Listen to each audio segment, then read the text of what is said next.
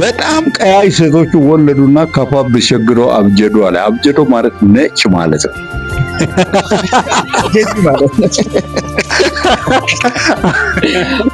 ከፋዎች በጣም ቆንጆና ውብ ናቸው።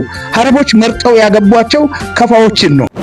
ከጋኪ ሸሮቼ ሀገር ከጋኪ ሸሮቼ ሀገር እንግዲህ የጋኪ ሸሮቼ ሀገር እጅግ ውብ ሴቶችን እጅግ ውብ ማራኪ የሆኑ መልከ መልካምና ጥሩ ተክለ ቁመና ያላቸው ሴቶች ውበት ያላቸው ሴቶች የሚበቅሉባት ከተማ ስለሆነች እነሱን ነው ያገቡት የመናውያኖቹ እና አደሬዎቹም እንደዚሁ እና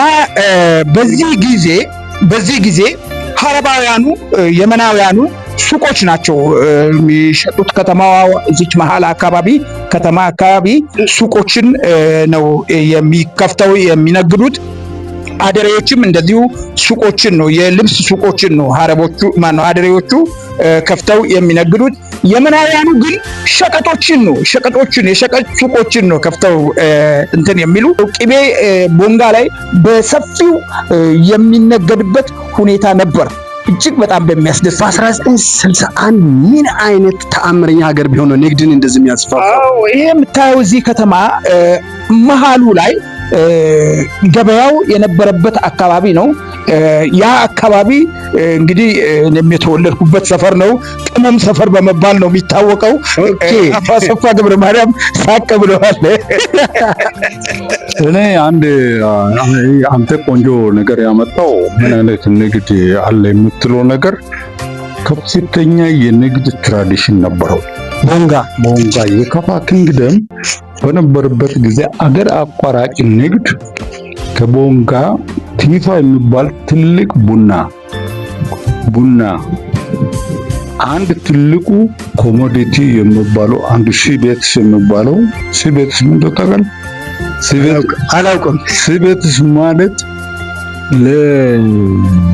ከጥሬኝ የሚገኘው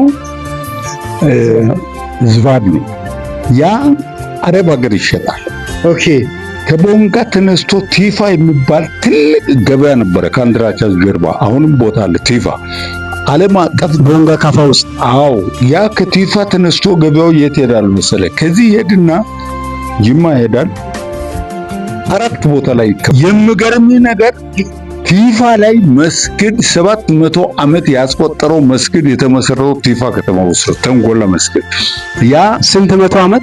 700 ዓመት ያለፈው ያ ቲፋ ላይ ነጋዴዎቹ አረቦች ይመጡና እዛ ላይ መስጊድ መሰረቱ።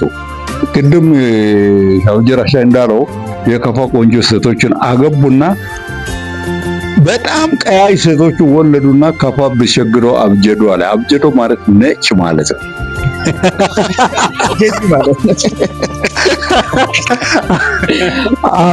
ጊዜ እያሳለፍን ነው ፋሚሊዎች። በጣም እኔ እጅግ በጣም ደስ ብሎኛል። በእውነት እድለኝነት ነው ከነዚህ ሰዎች ጋር መገናኘት። የሳቅ ምንጭ ናቸው፣ እንደገና ደግሞ የቁም ነገርም እንቁ ናቸው። ፋሚሊ እናንተ በደንብ እንግዲህ ይህንን ነገር ከኛ ጋር አብራችሁ እንደምታሳልፉ አምናለሁ። ሼር፣ ኮፒ ሊንክ፣ ሪፖስት እንዲሁም ፎሎ እንዳይረሳ።